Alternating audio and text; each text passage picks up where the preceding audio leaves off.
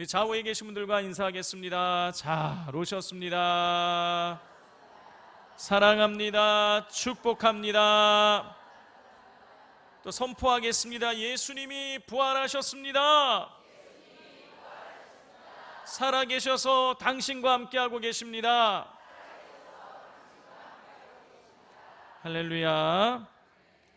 지난주 우리는 요한 1서 1장 1절부터 4절의 말씀을 통해서 예수님이 생명이시고 생명 되신 예수님께서 생명의 자리로 우리를 초청하고 계시다라는 메시지를 같이 나누었습니다. 오늘은 5절부터 10절 말씀을 통해서 빛으로의 초대라는 주제로 말씀을 나누고자 합니다. 우리 한태한 목사님이란 분이 계시는데 이 목사님께서 칼럼을 많이 쓰십니다. 이 목사님 칼럼 중에 하나를 소개해 드리겠습니다. 지금으로부터 약 40여 년 전에 링글림 브러더즈 서커스단이 미국 뉴욕에서 서커스 공연을 하게 되었습니다. 공연이 한참 진행되고 있는데 갑자기 정전이 되었어요. 자, 그래서 관중들은 너무너무 이 두려움에 떨 수밖에 없었습니다. 비록 그 나중에 보면 이 정전된 시간이 비록 1분에 지나지 않았지만은 그 1분 동안에 너무너무 공포스러웠습니다. 왜냐하면 그 정전이 되는 그 순간 이 조련사가 호랑이 4마리를 가지고 나와서 한참 그 공연을 하고 있었기 때문인 거예요. 물론 그 공연은 우리 안에서 이루어지고 있었기 때문에 이 우리 밖에 있는 이 관중들은 아무 문제가 없었지만은 이 관객들은 이 우리 안에 있는 이 호랑이들이 컴컴한데 혹이라도 이 조련사를 어찌 잘못하진 않을까 하는 이런 염려를 했던 것이죠. 자, 그런데 그렇게 공포심에 사로잡혀 있는 그 때에 아픈 캄캄한데 이 캄캄한 정적을 깨고 조련사의 채찍 소리가 들리는 것입니다. 그리고 조련사가 이 호랑이들을 조련하고 부리는 재주를 부리게 하는 이 조련사의 음성이 계속 들리는 것이었어요. 드디어 다시 불이 켜졌는데 관객들은 박수를 치지 않을 수가 없었습니다. 왜냐하면 조련사가 한치 흐트러짐도 없이 이 채찍을 가지고 그리고 호랑이 4마리를 조련하고 그리고 재주를 부리게 하고 있었기 때문인 것이었어요. 자, 공연이 끝나고 나서 이 조련사가 인터뷰를 하게 되었습니다. 그는 이렇게 말했습니다. 어둠 속에서도 호랑이들은 나를 잘 볼 수 있습니다. 내가 호랑이를 못 보고 있다는 것을 눈치채게 해서는 안 되었습니다. 마치 어둠 속에서도 밝은 빛 속에 있는 듯이 저는 행동해야 했습니다. 조련사가 어둠 속에서 이 호랑이를 여전히 제압하고 그리고 살아남을 수 있었던 것은 어둠 속에서도 빛 속에 있는 사람처럼 행동했기 때문인 것입니다. 성도 여러분, 죄악으로 어두워진 이 세상에서 원수 마귀를 이기고 승리하는 삶을 살려면 빛의 사람이 되어야 합니다. 그런데 우리는 스스로 빛을 낼 수가 없습니다. 우리는 달과 같은 존재예요. 달은 혼자서 빛을 낼 수가 없습니다. 그런데 우리가 보는 달은 빛을 내고 있죠. 어떻게 달이 홀로 빛을 낼 수 없는데 그렇게 빛을 발하고 있는 것일까요? 그 이유는 달이 태양빛을 받아서 반사하고 있기 때문인 것이죠. 자, 그렇다면 우리가 빛을 내기 위해서는 우리도 빛을 받아야 됩니다. 자, 우리는 어디서 그러면 빛을 받아야 하는 것일까요? 자, 이에 대한 답을 오늘 이 본문 말씀이 우리에게 주고 있습니다. 자, 사도 요한은 1절부터 4절의 말씀을 통해서 예수님이 생명이시라는 귀한 메시지를 우리에게 주었는데요. 이 예수님이 생명이라는 메시지에 뒤이어서 놀라운 또 한 가지의 메시지를, 소식을 우리에게 전하고 있습니다. 우리 5절 말씀 같이 읽겠습니다. 우리가 그에게서 듣고 너희에게 전하는 소식은 이것이니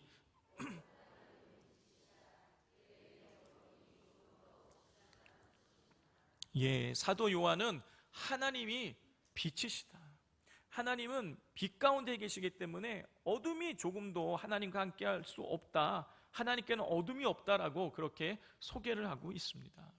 성도 여러분, 지금 이 메시지를 쓰고 있는 이 사도 요한은 요한 1서, 2서, 3서를 기록한 사람이에요. 그리고 또 한 가지의 책을 기록했는데 뭡니까? 바로 요한복음입니다. 자, 그런데 요한복음에 보면 이 사도 요한이 예수님이 생명이시고, 그리고 예수님의 그 생명이 사람들의 빛이다라는 메시지를 전하고 있습니다. 요한복음 1장 4절입니다. 그 안에 생명이 있었으니 이 생명은 사람들의 빛이라 그랬어요. 자, 이렇게 사도 요한은 요한복음에서 예수님이 하나님이라는 사실과 더불어서 예수님이 생명이시고 예수님이 빛이시다라는 메시지를 전했습니다. 자, 그런데 오늘 우리가 읽은 이 요한 1서의 말씀을 보면 예수님이 생명이시다는 것까지는 똑같은데 그 다음이 달라요. 하나님이 빛이다라고 전하고 있어요. 요한복음에서는 예수님을 빛이라고 했는데 요한 1서에서는 하나님이 빛이다라고 이렇게 전하니까 뭔가 조금 잘못된 것 같습니다. 그런데 그렇지 않아요.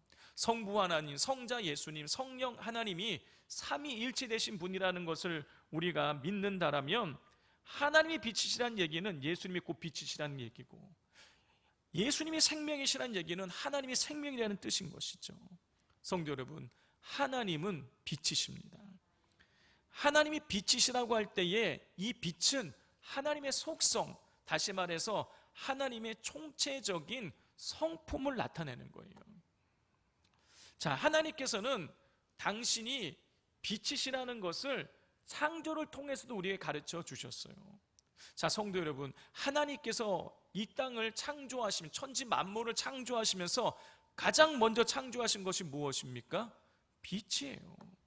창세기 1장 3절을 보면 하나님께서 빛이 있으라 하시니 빛이 있었다라고 기록하고 있어요.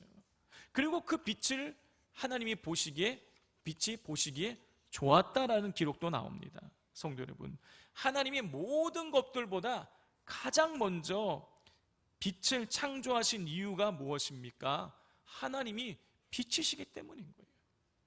사람이 사람을 낳고 고양이가 고양이를 낳듯이 빛 대신 하나님으로부터 빛이 나오는 것은 너무나 자연스러운 일인 것입니다. 그렇습니다. 하나님은 빛이세요. 그러므로 우리는 이 빛의 속성을 통해서 하나님이 어떤 분이신지를 발견할 수가 있습니다. 성도 여러분, 첫째로 빛은요, 생명입니다. 성도 여러분, 만약 태양빛이 이 지구상에 비추지 않는다면 여러분, 인간은 다 죽습니다. 여러분, 태양빛이 오지 않으면요, 식물이 광합성을 할 수 없어서 식물이 죽어요. 그러면 이 식물을 먹고 살아가는 초식동물이 먹을 게 없어서 죽습니다. 초식동물이 죽으면 여러분, 초식동물을 잡아먹고 사는 육식동물이 굶어 죽게 되는 거예요. 바다도 마찬가지입니다. 바다도 플랑크톤이 햇빛을 받아서 그들이 살아가는 거예요. 근데 플랑크톤이 사라지게 되면 그 위에 상위 포식자들은 점점 먹을 것이 없어도 죽어가게 되는 것이죠. 여러분, 동물이 죽고 식물이 죽으면 인간도 죽게 되는 것입니다. 여러분, 이렇듯 빛이 없으면 이 땅의 모든 살아 움직이는 것들이 죽게 돼요. 왜 그런 것입니까? 빛이 생명이기 때문인 거예요. 따라서 하나님이 빛이시라는 얘기는요, 하나님이 우리에게 생명을 주시는 분이시다라는 그런 뜻인 거예요. 실제로 하나님께서는 사람을 창조하시고 그 코에 하나님의 생명을 불어넣으셨어요. 그러니까 사람이 생명이 되었다, 살아 움직이는 영이 되었다고 성경이 기록하고 있습니다. 그러므로 생명 되시는 하나님을 만나고 하나님과 사귐을 가질 때에만이 여러분, 우리는 진정으로 생명을 누리고 생기 있는 삶을 살아가게 되는 것입니다. 여러분, 아무리 겉이 화려한 모습을 가지고 있고 좋은 스펙을 가지고 있다고 할지라도 여러분, 그 인생이 생명 되시는 하나님을 만나지 못한다라면, 하나님과의 사귐이 없다라면 여러분, 그 인생은 죽은 것과 다름이 없는 거예요. 여러분, 하나님과의 접촉이 없는 사람은 생명 없는 삶, 생기 없는 삶을 살아갈 수밖에 없습니다. 왜 그런 것입니까? 하나님이 빛이시고 하나님이 생명이시기 때문인 거예요. 그러므로 우리가 정말 진정으로 생명을 누리고 생기 있는 삶을 살아가려면 여러분, 빛 대신 하나님께로 나아가야 되는 것입니다. 두 번째로, 빛은 에너지예요. 빛은 힘입니다. 성도 여러분, 요즘 태양빛으로 전기를 생산하는 이 태양광 산업이 급속도로 발전해 나가고 있습니다. 여러분, 그런데 어떻습니까? 여러분, 그 빛, 태양빛이 우리 손에 잡힙니까? 잡히지 않아요. 태양빛을 어느 상자에 가두어 놓을 수 있습니까? 없어요. 여러분, 잡을 수도 없고 가두어 놓을 수도 없는 이 빛을 가지고 여러분, 엄청난 에너지를 만들어내고 있는 거예요. 빛이 에너지인 것입니다. 여러분, 그래서 이전에는 화석연료, 석탄이라든가 석유와 같은 것을 통해서 그걸 이용해서 물을 끓여서 터빈을 돌려가지고 전기를 생산했는데, 이제는 태양빛으로 전기를 생산하는 거예요. 이 태양빛이 석탄이나 석유나 가스를 태워서 나오는 에너지를 대신하고 있는 거예요. 성도 여러분, 이 빛에는 우리가 상상할 수도 없는 엄청난 에너지가 있습니다. 따라서 하나님이 빛이시라는 것은 하나님이 우리가 상상할 수도 없는 크고 놀라운 일들을 행하실 수 있는 힘과 능력이 있다라는 그런 뜻인 거예요. 그러므로 우리는 이 빛 대신 하나님께 우리의 인생의 문제를 얼마든지 가지고 나아갈 수가 있는 것이죠. 우리가 해결할 수 없고 우리가 감당이 안 되는 인생의 문제를 빛 대신 하나님께서는 얼마든지 그 문제를 능히 감당해 주실 수가 있습니다. 꼭 성경에 나오는 홍해가 갈라지고 여리고성이 무너지는 일이 아닐지라도 여러분, 하나님께서는 우리의 일상의 삶 가운데에 하나님의 능력의 손길로 역사하셔서 모든 문제를 이기게 만들어 주시는 것입니다. 또 더 나아가서 우리가 빛 대신 하나님을 의지해야 하는 이유는 무엇이냐? 여러분, 빛 대신 하나님이 우리를 변화시키기 때문인 것이에요. 성도 여러분, 세상에 별의별 어려운 일들이 많이 있지만 그 중에서 진짜 어려운 일을 꼽아보자면 여러분, 나를 변화시키는 것입니다. 우리가 잘못된 습관을 가지고 있는 걸 알아요. 그런데 여러분, 그 습관 바꾸는 것이 그렇게 어렵습니다. 마음에 온갖 두려움과 염려와 우울함과 시기와 질투가 찾아올 때에, 그래서 마음이 지옥이 될 때에 여기서부터 우리가 벗어나고 싶지만 여러분, 그게 잘 되지 않아요. 세상에서 여러분, 나를 변화시키는 것만큼 어려운 일이 또 없습니다. 그런데 강력과 힘과 능력을 가지고 계시는 하나님께서는 얼마든지 우리의 그릇된 삶의 모습을 바꾸실 수 있고 우리의 병든 내면을 고치실 수 있으십니다. 여러분, 베드로를 한번 보십시오. 베드로는요, 구제불능이었어요. 여러분, 그는 굉장히 다혈질적이고 즉흥적인 사람이었습니다. 예수님께서 십자가에 달려 돌아가시기 전날 밤에 너희들이 나를 다 버릴 것이다, 그렇게 이야기했을 때 베드로가 뭐라고 그럽니까? 다른 사람이 다 주를 버릴지언정 저는 절대로 주님을 버리지 않겠습니다고 자신만만해 했어요. 그런데 어떻게 됐습니까? 겟세마네 동산에서 예수님이 로마 군병에 잡혀가시자 예수님 버리고 도망갔습니다. 그 뒤에 양심의 가책을 조금 느껴서 예수님이 신문 당하신 곳에 갔다가 예수님 저주하고 욕하고 그렇게 예수님 3번씩이나 부인했어요. 부활하신 예수님 만나고 나서 정신 차렸을까요? 아니에요. 부활하신 예수님을 만났음에도 불구하고 베드로는 다른 제자들 꼬드겨가지고 갈릴리 호숫가에 가서 물고기나 잡았어요. 베드로의 삶은요, 여러분, 엉망진창이었어요. 그는 다혈질이었고 그리고 그는 즉흥적인 삶을 살아가고 있었습니다. 그런데 그가 그 갈릴리 호숫가에서 부활하신 예수님을 다시 만났을 때에 그의 삶이 변하게 됩니다. 하나님의 빛이 그를 조명하였을 때에, 성령의 빛이 그를 조명하였을 때에 여러분, 그의 인생이 완전히 뒤집어져요. 더 이상 그는 즉흥적이지 않습니다. 더 이상 그는 다혈질적이지 않아요. 사람들이 자기를 핍박하고 죽이려고 해도 그는 예수 그리스도의 그 복음을 위하여 순순히 십자가에 못 박혀서 그는 죽었습니다. 예수님을 통하여서 하나님의 빛이 조명되어졌을 때에 그의 삶이 바꾸어진 거예요. 자, 성도 여러분, 우리가 나 자신을 바꾸는 게 참 어렵습니다. 그런데 우리 하나님의 빛을 받는다면, 하나님의 도우심을 받는다면, 여러분, 그렇게 어렵게 여겨지는 우리의 삶이, 우리의 생각이, 우리의 마음이, 우리의 이 병든 내면이 여러분 얼마든지 바뀌어지고 고쳐지고 새로워질 수가 있습니다. 그러므로 우리는 빛 대신 하나님께로 나아가 하나님과 사귀어야 되는 것입니다. 마지막 세 번째로, 빛은 어둠을 밝힙니다. 성도 여러분, 지금은 그렇지 않지만 이제 한 달 정도만 지나면은 새벽에 예배 가려고 그러면 컴컴합니다. 12월, 1월, 2월 달 되면은요, 새벽 한 4시쯤 나오면은요, 밖이 캄캄해요. 어쩌다가 이 구름이 달이라도 가린 날이면 더 컴컴합니다.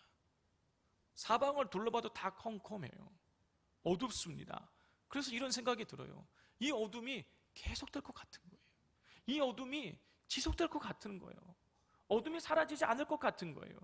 그런데 새벽 예배 드리고 기도하고 일어서면 밖에 나가보면 저쪽에서 먼동이 터오면서 이 어둠이 서서히 거치는 것을 볼 수가 있습니다.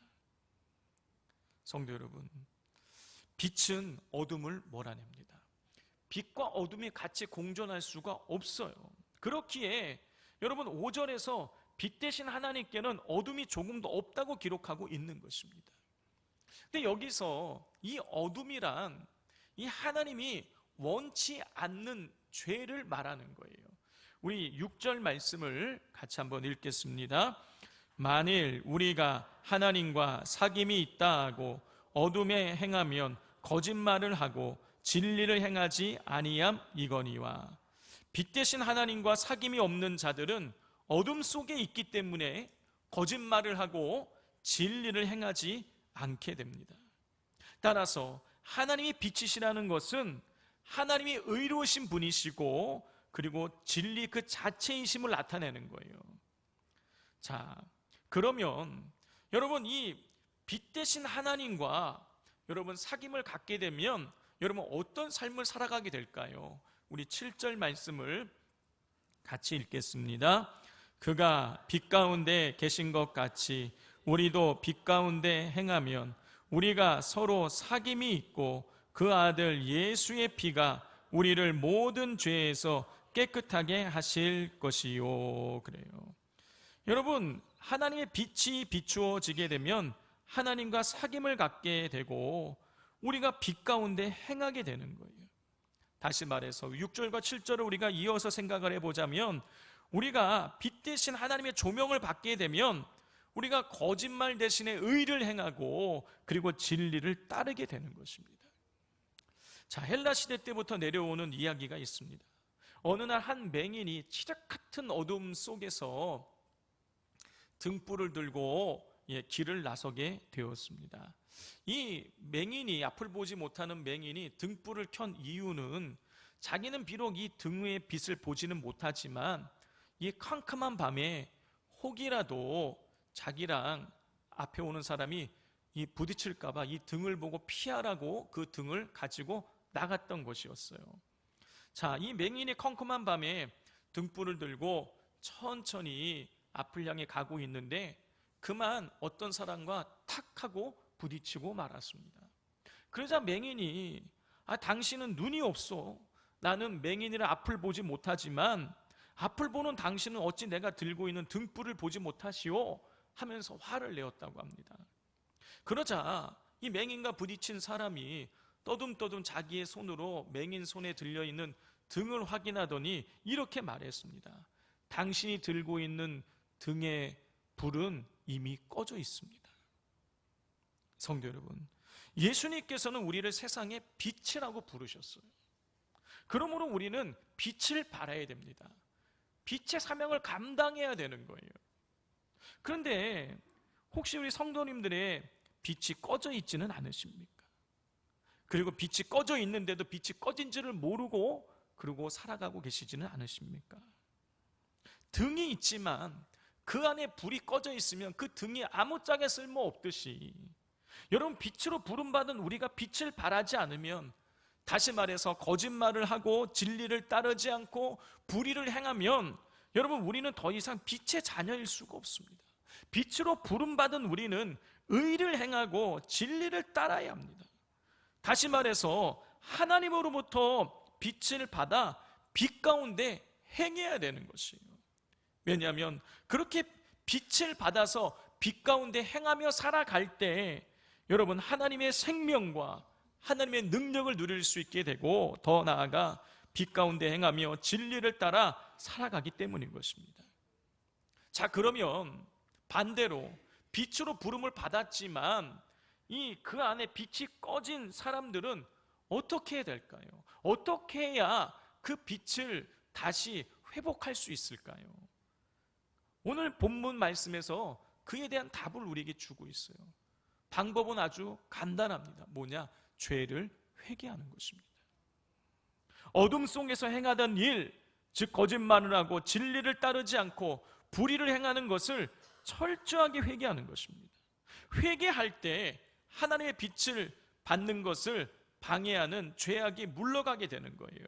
우리 8절과 9절을 같이 한번 읽어보겠습니다. 시작. 만일 우리가 죄가 없다고 말하면 스스로 속이고 또 진리가 우리 속에 있지 아니할 것이요, 만일 우리가 우리 죄를 자백하면 그는 미쁘시고 의로우사 우리 죄를 사하시며 8절에서 사도 요한은 만일 우리가 죄 없다고 하면 스스로를 속이는 것이고, 그리고 진리가 우리 속에 있지 않는 것이라고 했어요. 여러분, 내가 죄 없다고 하면 내가 내 스스로를 속이는 것이다. 무슨 뜻인 것입니까? 우리 모두가 다 죄인이라는 거예요. 사도 바울은 로마서 3장 23절에서 모든 사람이 죄를 범하였기 때문에 하나님의 영광이 이르지 못한다고 기록해 놓고 있어요. 그렇습니다. 여러분, 우리 모두는 다 죄인입니다. 그렇기에 일찍이 영국의 스펄전 목사님께서는 이런 말씀을 남겨놓으셨어요. 우리가 어떤 때는 나는 참 죄인이다, 나는 참 나쁘다, 나는 약하다고 느껴질 때가, 나는 악하다고 느껴질 때가 있다. 그러나 기억하라, 당신은 그것보다 더 악하다는 사실을. 여러분, 그렇습니다. 우리 모두는 죄인이에요. 우리는 우리가 생각하는 것보다 더 끔찍한 죄인인 것입니다. 그리고 여러분, 죄의 결과는, 죄의 싹은 사망인 것이에요. 그런데 사도 요한은 끔찍한 죄인인 우리에게 여러분, 소망이 있음을 가르쳐주고 있습니다. 그 소망이 무엇입니까? 9절에 기록되어 있어요. 우리 죄를 자백하면 미쁘시고 의로우신 예수님께서 우리 죄를 사하시고 우리를 모든 불의에서 깨끗하게 하신다는 것이에요. 성도 여러분, 하나님은 우리의 죄의 크기에 관심이 없으세요. 하나님의 관심의 초점은 어디 있느냐? 우리가 얼마나 죄를 철저하게 진실로 회개했느냐, 여기에 관심이 있으세요. 그런데 우리의 관심은 어디 있습니까? 죄의 크기에 관심이 있어요. 그러다 보니 나는 저 사람이 짓는 저런 정도의 죄를 짓지 않았다고 하면서 상대적으로 작은 죄를 짓고 사는 자기를 의롭다고 착각할 때가 있는 거예요. 죄의 크기에 관심이 있다 보니까 작은 죄를 짓지 않는 사람이 어디 있냐고 하면서 이런 정도의 죄를 짓는 것을 아무것도 아닌 것처럼 작은 죄를 가볍게 생각하는 경우도 있다라는 것입니다.